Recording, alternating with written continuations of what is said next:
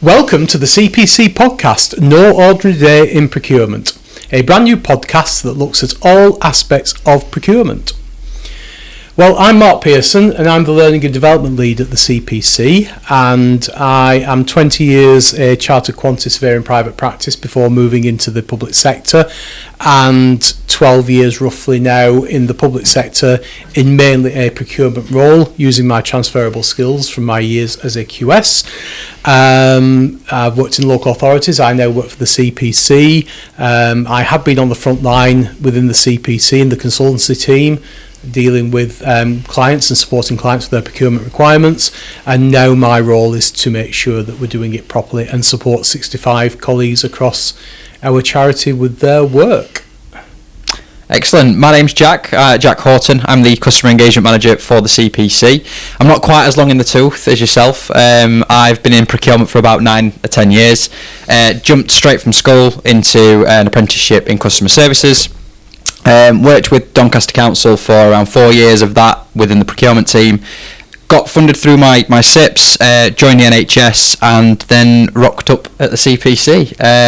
My role is pretty good. It's one that's quite front facing. I manage a team of regional procurement advisors. They look after all of the 10,500 members that we have across the UK, each devoted towards a certain region, so we're quite spread out across the UK, and I predominantly make sure that we're giving good service to our members and deal with the supplier inquiries more than anything now. So I'm really using those customer service skills as well as those procurement skills to sort of have a bit of a hybrid role and make sure they experience what we have the best that we can. I think you've hit on something there, in that customer service is a big part of any support service. Absolutely. You know, I got my customer service qualification back in 2004, and just to put into paper what I knew I could do, you've got a customer service qualification, and it forms the bedrock of what we do, doesn't it? Absolutely. Fab. So, what's our relationship with the CPC? Well, I guess in a way we've sort of answered that question, haven't we? You know, my role is to look at what support our members need and to make sure colleagues in your team have everything they need to help our members, make sure our colleagues in consulting have got the ability to support our clients with their procurement services, and equally support our contracting team when they need it, because they're experts themselves, as they put together the contracts. Absolutely.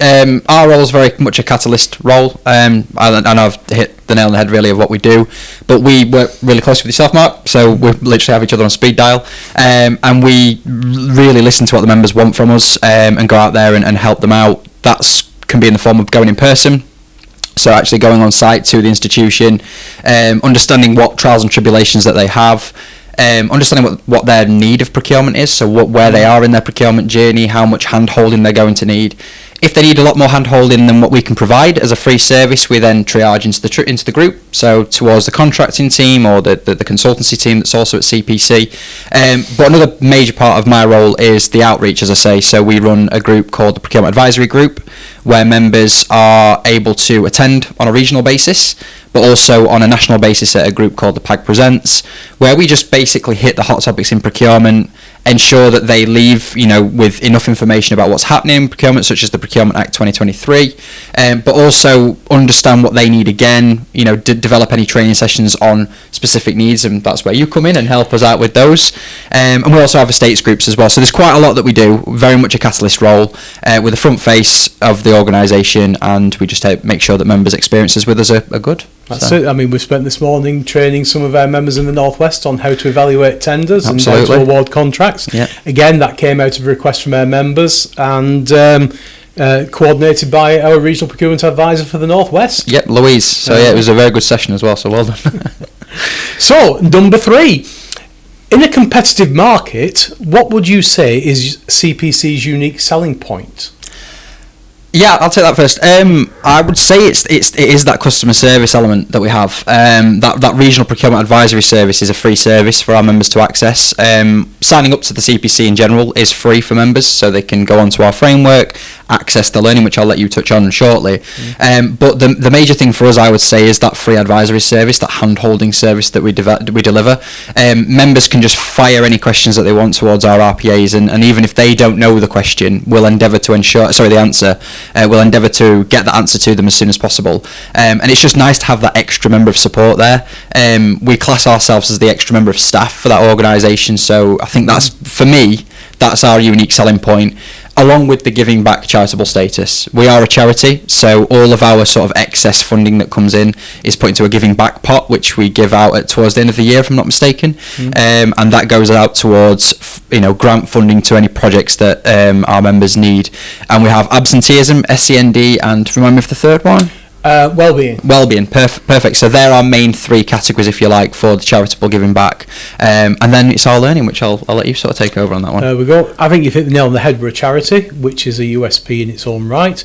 So we don't make a profit, we make a surplus. If you think about it logically, your salary, my salary, our roles are wholly funded out of our surplus, because neither of us are in roles that have any sort of income generation stream attached to them. I like to think that people come to use our services because they like what they hear when they speak to us, but there's nothing that forces them to do so. So we're there. We came out of the education sector. We are focused on the education sector. Our board of governors, or our board of trustees, is predominantly education sector volunteer trustees. So we know the education, we know our market, we know our members, and we offer so much for free that we don't feel as though we ever need to sell ourselves. Yes, absolutely. That our members can genuinely sign up for free. If they buy through our frameworks, they buy through our frameworks, but they can still access our learning, they can still access our RPA support. We're going to go live at the beginning of September with a new Crescent Learning web site that I see has now made it onto our backdrop, which is fantastic. And that is going to be freely accessible by anybody across the public. And it's going to give advice to our members, and by Christmas advice to our suppliers on how to undertake procurement and how to participate in tendering. And not a lot of other people are doing that. And it's so nice, it's so easy for us as well as a service to go out into the world and have these things to offer. It makes our job so much easier. It gives us so much more, visibility on what we're offering out there that's helping members. It's just weapons in our arsenal that we can utilise and know that it's coming from a really good place. We're there to help them, and we've got all of the 65 plus members of staff behind us. So we are basically representing the whole of CPC. So it's so nice to have that sort of stuff behind us to know I'm confident in giving this out, and I'm giving this to you, as you say, for free. It's a really rewarding job. And of course, when members spend through our frameworks, that generates a little bit of income through the marketing premium, but they know full well that anything that's left over when we've paid for our offices and ourselves is being invested back in through services, free services, grant funding, etc. There's nothing going to shareholders. So there we are. Well, that leads nicely into question 4. Why should I use a CPC framework? Why not carry out the process myself? Shall I kick off? You are the procurement guru, so please do. Why should you use a CPC framework? Well, irrespective of CPC, why should you use a framework anyway? You use a framework because somebody's done all the hard work for you. They've sourced the suppliers. They have thought about the specifications and the requirements for whatever that particular framework covers. They've done the due diligence on the supply chain. They've put in place terms and conditions of contract that will protect you when you call off. When you're calling off, you have the protection of knowing that no one can blame you for what's gone wrong, because that's the responsibility of the framework provider. And it reduces your tender time scale down from something like 3.5 months to a month and a half. So why would you not want to go through a framework? I think, and why do you use CPC frameworks? Well, as I've said, if you buy through a CPC framework, the surplus generated from the income from those frameworks actually goes back in investment into education, and we are education focused in everything we set up. So when we're doing market testing about what a framework needs to comprise, we are doing that investigation with our members, and they're helping to formulate the frameworks that we put in place. And one thing I will touch base on as well is that because of the size of the member base that we do have, the 10,500 members, we've got a real buy-in scale within the education sector. So the suppliers that we have that are helping us out, the suppliers that we've got on the framework, it's in their best interest to be on there. They know the market that they've got, so we get the best prices. Basically, we have that buy-in power.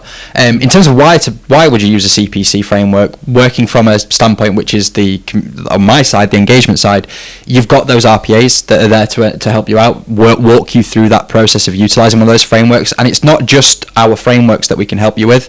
We can help with any route to market, but by being a member you get that. But yeah, you've got that free RPA service that you can utilise when you're using one of our frameworks. You've got our contract managers that have put those frameworks in place. Their whole role is to ensure that your experience when using that framework is the best experience that you can get, and it's just really nice to know that again, when you're using one of our frameworks, you're giving back to your own sector. Eventually it could be that you do a full circle, and the money that you've put into that framework, you might get it back to help you out with your grant funding. So it's a really nice sort of process to go through. Yep, there we go. So number 5. Oh now this is getting interesting.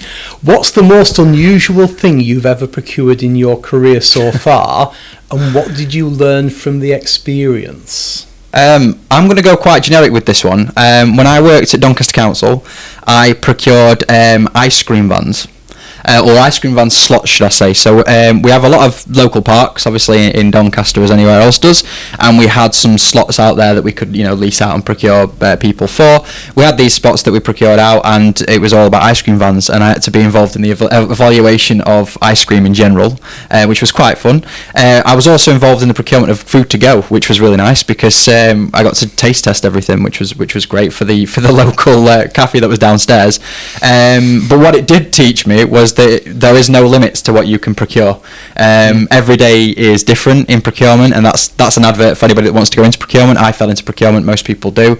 And if someone had told me, look, every day is going to be very different, you're going to procure some absolutely crazy things, then yeah, I think that's what it taught me. It taught me that every day is different when it comes to procurement. Yeah, so I mean, my first 20 years was spent procuring construction contracts, from the smallest to £20 million plus. And what that gave me was a set of transferable skills that when I moved into the public sector, yes, it might be mental health services, yes, it might be temporary ice skating rinks, but the principles are the same. So your principles of transparency and equal treatment and proportionality. So when I think back over some of the oddball things, I suppose temporary ice skating rinks was oddball because that was a full ordeal at the time. Open tender process across Europe, and it was an Italian contractor that actually was supplying the temporary ice skating rink in Huddersfield because they won the tender, so it actually proved that cross-border interest was there. If I look back to my earliest career, one of the things that taught me that I was perhaps destined to go into procurement rather than maybe contract management or project management was I was handed a very small archaeological site investigation on a city centre site in Manchester. Anyone who knows Manchester knows that if you're building in the centre of Manchester, you have to first investigate the site to make sure there are no Roman remains. So we engaged an archaeological company, and I unilaterally award the contract based on the Archaeological Association's conditions of operation, not a JCT contract, which is sort of the standard form contract in the construction industry. And I'm holding to my managing director's office, what the blooming heck do you think you're doing, Mark? When you issue a contract from this office, you issue a JCT. And I said, hang on, you want a very small archaeological company to come in and spend 4 weeks investigating the site. If you frighten them with a JCT building contract, they're going to price all sorts of risk in because they don't know what they're tendering on the basis of. You give them some T's and C's that's from their own archaeological association, you're actually giving them the confidence that they're only going to be governed by what they know. And everything went okay. The price came in, it was inexpensive for what it was. There was no risk obviously priced in. They came on site, they did the job, they got paid. client was happy, the company was happy, I was happy, and what it taught me was I'm starting to think outside the box here. What's proportionate? What's equal treatment? What's helping the suppliers that we're going out to? So, I always regard that as being slightly unusual because I remember the rebuke I got because I didn't do what everybody else had done before me. See what I mean? Yeah. There we go. Right. As part of this podcast, we've been asking the audience to send in questions. And if you'd like to do this in future, please send them to communications@thecpc.ac.uk. Question 1 from a member, so I'm going to hand this one to you. Okay. There we go. This puts you on the spot. On the spot, yeah, absolutely. The member wants to procure 150 laptops for their college, but have never bought through CPC before. What's the next step? It's to get in touch with your RPA or get in touch with the contract manager. So we have, if you go onto the CPC website, which is probably your first step, or you already probably know about the CPC website because naturally you're showing interest in utilising us. On there you will see the frameworks that we've got under the ICT category. By finding the exact ICT hardware framework that you're after, you can scroll through there. You can see how you can procure. Now, many of our frameworks obviously have various different ways you can procure through them. Look at which sort of route works best for yourself. But personally, to really sort of answer this question or drive it home and to utilise the services that you've got as a free with your membership, is to approach the contract manager or the RPA. If you're unsure how our framework works, how we work as an organisation, or even just simply to bounce a question off us, we don't bite. I would approach the contracting manager who's put that framework together. That is their bread and butter. They'll know exactly how that framework was put together and the terms and conditions, the best suppliers, who to speak to, that sort of thing. But also your RPA is there to help you walk through that process as well. So firstly, I'd say look at the CPC website and then contact us straight away. Just get in touch with us. If you're really unsure as to how the process works, we can hold your hand through that process. Yeah, I mean, it's a curious question, this, because of course we're in a time of change at the moment with the Procurement Act. And under the Procurement Act, if you are a school, a further education college or a multi-academy trust, you benefit from what's known as the schools exemption, which means that below the threshold for supplies and services of £214,000, including VAT, you have far more flexibility over how you can procure your contract. And I would look at 150 laptops and think, well, you're not going to be spending more than about £100,000 on 150 laptops. That means that you've got the ability to take advantage of some of the easier routes to market that our frameworks permit, including free use of our quote tool. So it would be a very, very simple case of accessing our framework, accessing the quote tool through our framework, and popping out a simple request for a price for 150 laptops. When do we need them by? What type of laptop? What's the basic spec of the laptop? It's a routine purchase as well, which means that the suppliers usually are in abundance. And our suppliers know roughly what our members want. If they see an oddball specification, they'll probably come back and say, are you sure? Because most of the members, when they're buying through the CPC framework, this is the typical specification. They'll give you that guidance and make sure you're not paying for more than you actually need. Yeah. So but you're right. If you're at all unsure, our RPA or our contract manager will guide you through that process. And we have templates coming up on Crescent Learning that will actually give you the ability to run a quick quote where you can specify the type of laptops you want, where you can set any delivery criteria, any sort of backup criteria, warranties, etc., and easily get that out through our quote tool. So we have a question from Ash in South Wales. Oh yes, many say, you've said this already. Have I really? So you are many. Yep. Many say that they fell into procurement. Would you say this was true for you? Absolutely, yeah. When I was younger, I most definitely didn't think procurement. I thought procurement. I didn't know what procurement meant. Let's put it that way. Procurement is just a very big word for saying buying. But when I was younger, didn't know what procurement was, didn't have a clue as to how it worked or what the legal regularities were, such that sort of thing. I really wanted to go into sports journalism, which I think a lot of people want to go into. Anyway, I was in sixth form for that, and looking at that sort of academic path down towards my career. I just decided that, and it's quite ironic that I work in the education sector now. I just decided that I'd done with school. I'd done with being in education. So I thought, right, I want to go and earn while I learn. So I'm an advocate for apprenticeships, and there was an opening, as I say, in Doncaster Council for a level 2 in customer service. It was either that or business services. Now, I don't know which one would have benefited me more, but here we are, and actually customer services really ties into the role that I have now. And it just happened to be within the procurement team. I was interviewed by 3 different teams within Doncaster Council. They all wanted me, so, I mean, I did something well. And the procurement team, they sold it on me with, again, literally what I've just said. Every day is different. And I fell into procurement that way. And once I'd passed my customer services level 2, my diploma or whatever you want to call that, they said, we'll keep you on. And the plan wasn't there to keep me on, but I clearly fit in.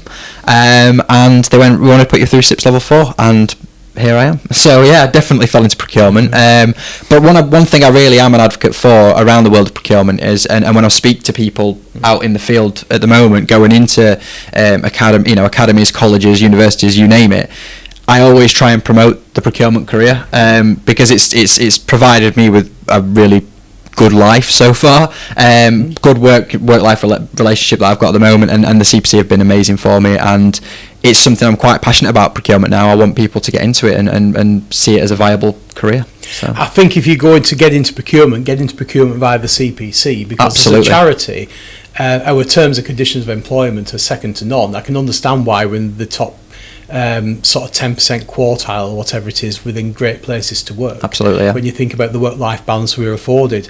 And you say, when I was younger, it's all relative. You're 27 tomorrow. Well, that's it, and I think you are young. I feel as though when I go into schools and colleges and academies and so on, and go for these meetings, I sort of have an imposter syndrome, because I am 27, so it was 10 years ago since I finished school, but it still feels like yesterday in a way, and I do go in there and think, oh, this was me 10 years ago and stuff, but 10 years isn't that long of a time in education, if you like. So when I go in there and I'm speaking to people that are in the position that I was 10 years ago, as I say, I'm trying to sort of point them, say, look, procurement's really good, and I think people do look at me and go, what are you doing here? And you show them what you are doing, and you can see their ears go a little bit and they go, oh, that's interesting. So yeah, it's quite relative. Yeah, you're right. I went into quantity surveying because I went to college and I studied quantity surveying for 3 years at degree level. Yeah. Interestingly, I was the last year ever to receive both a full fees grant and a full maintenance grant as a higher education student. Colleagues in the year below me started to have that chipped away and had to contribute towards it, and of course now it costs you that much to go to university. It does. Why on earth would you not consider an apprentice route to your qualifications, where you're working? It's harder because you're working and studying, but you're being paid a salary and your employer is picking up the bill for your study. So I spent 20 years as a quantity surveyor. My final act is to achieve a Master's in Construction Law and Dispute Resolution, which included a module for some reason on European procurement law. And on the day I'm awarded a distinction in my Master's, I'm made redundant by the company that paid for my Master's to be undertaken. So I look at my transferable skills and decide to go into project management. Joined Kirklees Council as a project manager. My first task is to take over as the project manager responsible for a 42-lot construction professional services framework. 1,099 PQQs had just been received, and the project manager running it had resigned. There's your job. So, will you work with the procurement service? Okay, because we notice you've got this module in your Masters. Yeah, okay. So I start this procurement support, and then the procurement service think, hang on, we don't need to be involved in this. He knows what he's doing.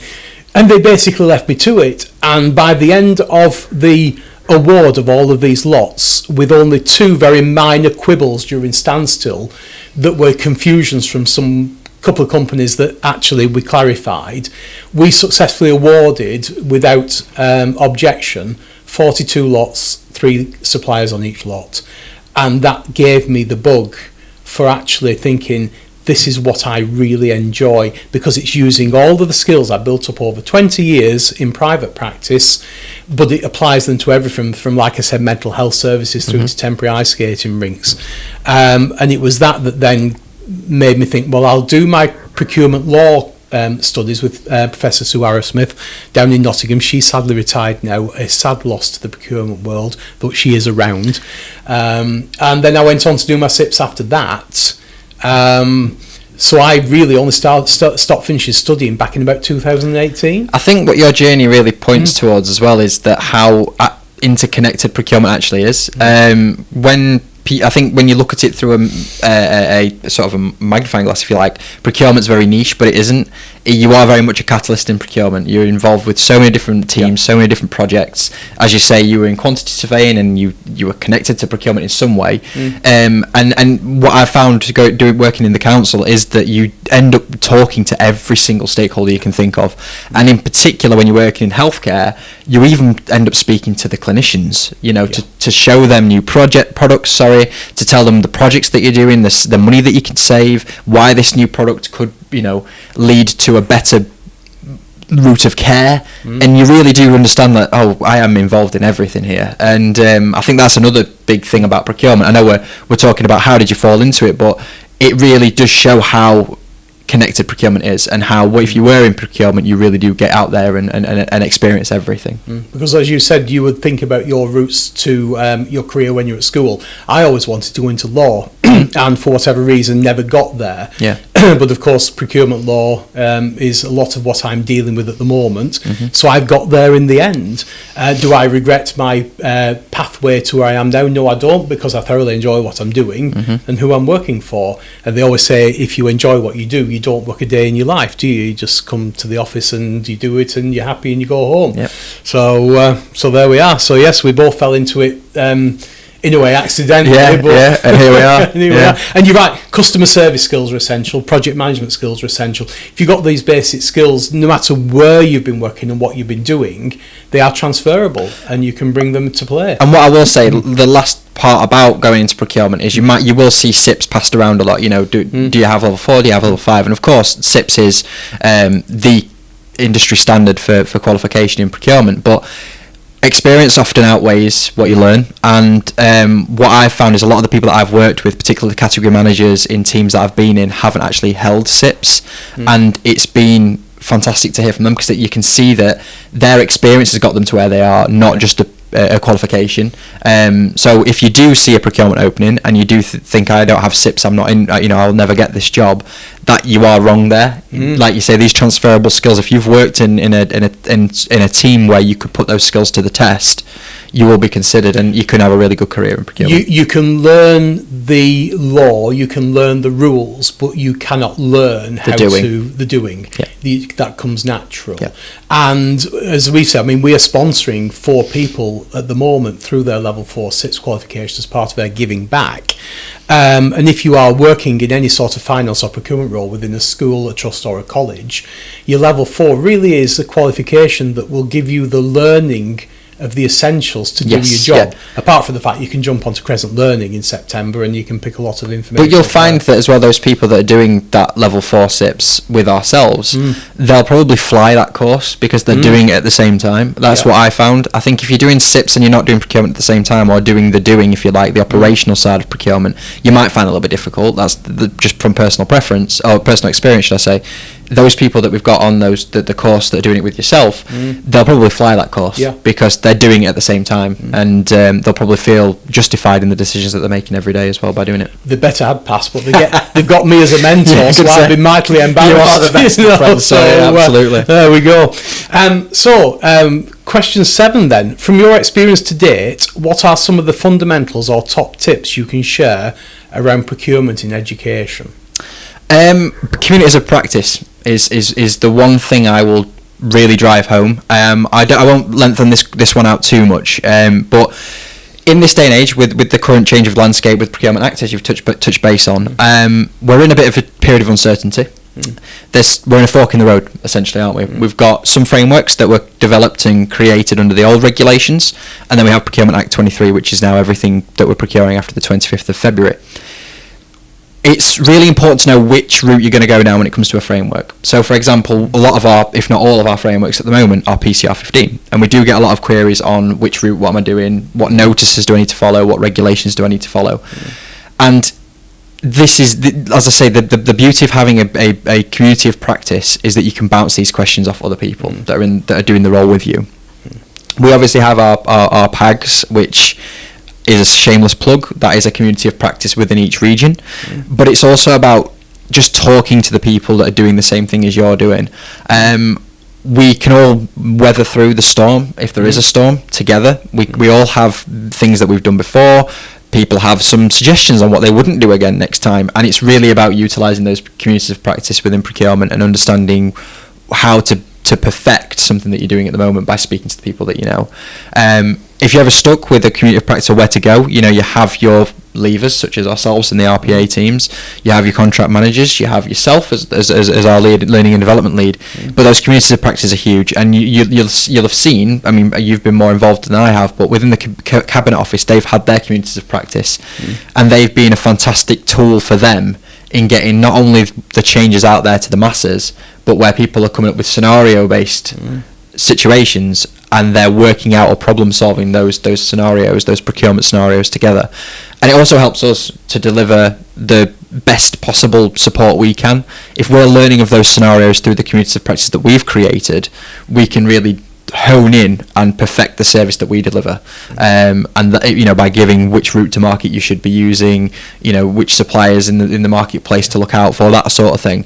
Those communities of practice that have been developed recently and over the past have helped me, particularly when I was in my role. So, yeah, I have to say, you've just reminded me actually that in addition to the UK-wide communities of practice that's been headed up by Amelia Hothgarth and her team at the Cabinet Office, and if somebody had said to me 2 years ago, the Cabinet Office are going to introduce communities of practice to support the wider public sector with transition under the Procurement Act, and say, go on, it's not going to happen.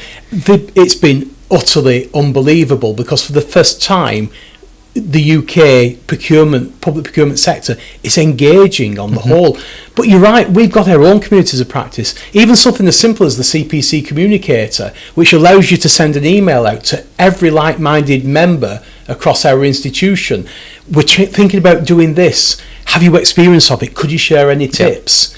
Our national PAG meetings, our regional PAG meetings, the masterclass we've been delivering this morning on evaluation and contract awards that we will put out over Teams to the wider membership if they want to tap in.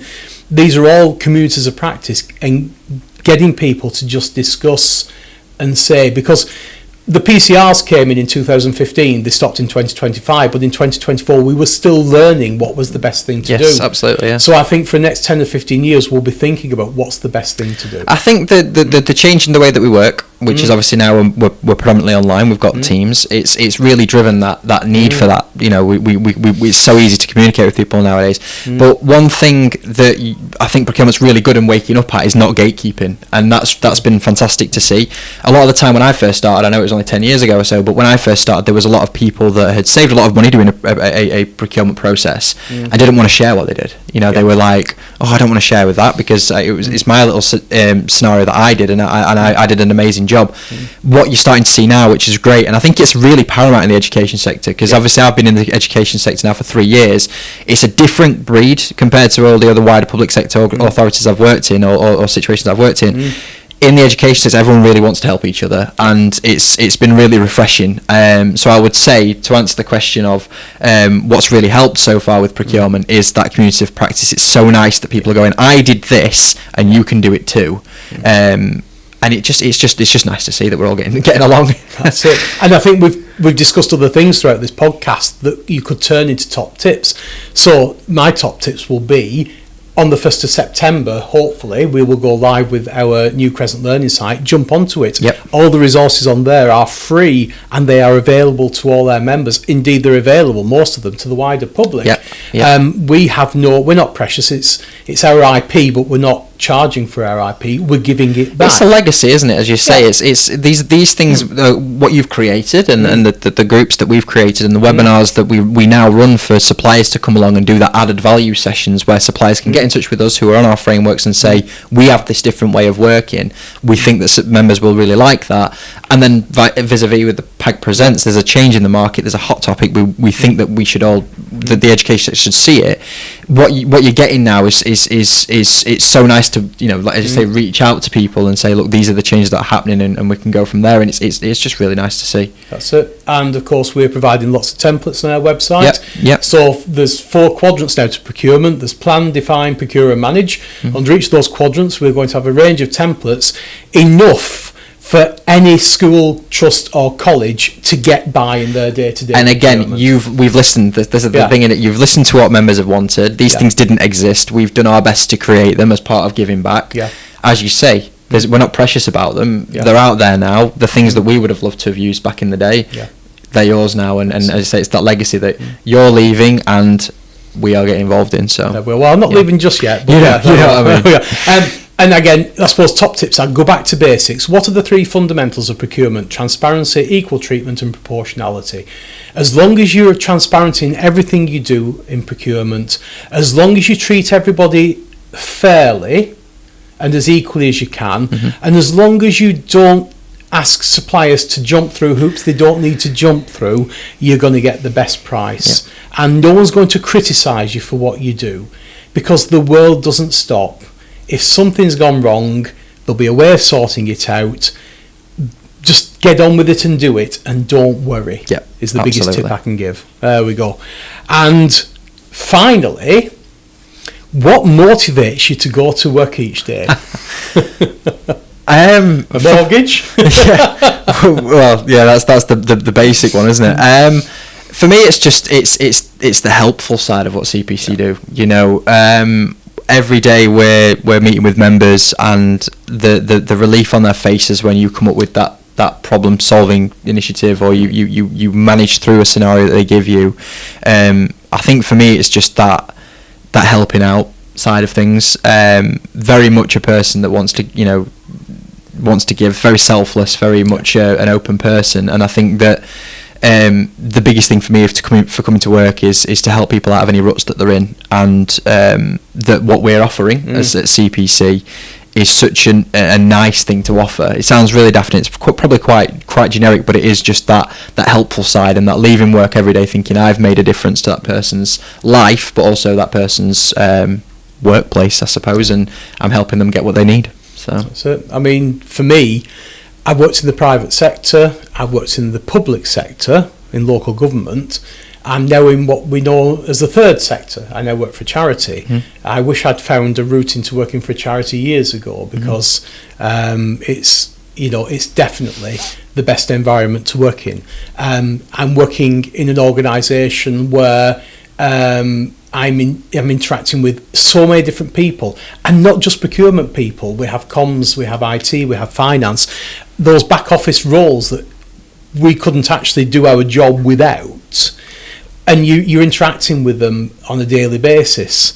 I know when I come into the office, I'm never going to be criticised. If I don't achieve something in record time, no one's going to turn around and say that's not good enough, because we're slightly more relaxed.